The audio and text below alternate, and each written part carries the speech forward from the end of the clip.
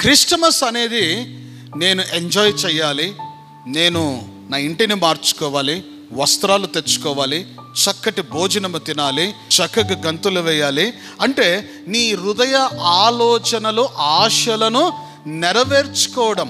మనం బైబిల్ అంతా వెతికితే ఎక్కడైనా యేసు ప్రభువు నా మరణ పునరుత్థాన దినమందు మీరు వచ్చి దానిలో భాగస్థులు కండి అని చెప్పాడు కదా.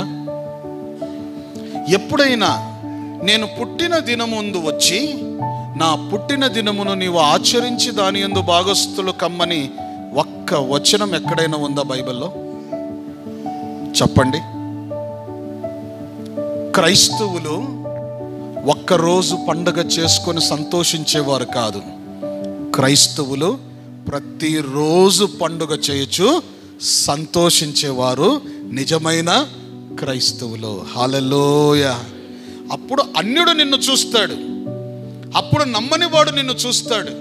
ఒరే, మనము సంవత్సరానికి ఒక్కసారి పండుగ చేసుకుంటాం, సంతోషంగా కలిసి ఉంటాం, సంతోషంగా తింటాము, సంతోషంగా వండుకుంటాము, సంతోషంగా బట్టలు తెచ్చుకుంటాము, మార్కెటింగ్ చేసుకుంటాము, మన ఇళ్ళంతా లైటింగ్ చేసుకుంటాము, కలర్ఫుల్ చేసుకుంటాం.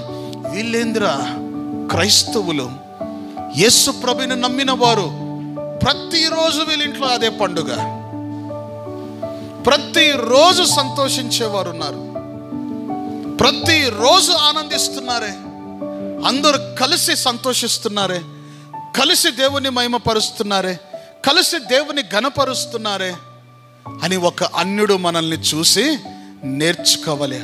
ఏంటండి ఈ అద్భుతము, ఏంటండి ఈ ఆశీర్వాదము అంటే అటువంటి జీవితం మాకు కావాలి, అటువంటి రక్షణ మాకు కావాలి, అటువంటి దేవుడు మాకు కావాలి, అటువంటి ఆనందమైన వాతావరణం మా కుటుంబములకు కావాలని ఒక అన్యుడు నిన్ను నన్ను చూసి నేర్చుకోవాలి.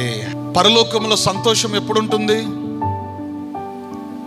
ఒక పాపి రక్షింపబడినందుక, లేదా యేసుక్రీస్తు పుట్టినరోజు పండుగ చేసినందుక? ఒక పాపి రక్షింపబడినప్పుడు ఆహా, పరలోకములో ఎంత వైభవముతో ఉన్న పండుగ అండి, సంతోషము. హల్లెలూయా.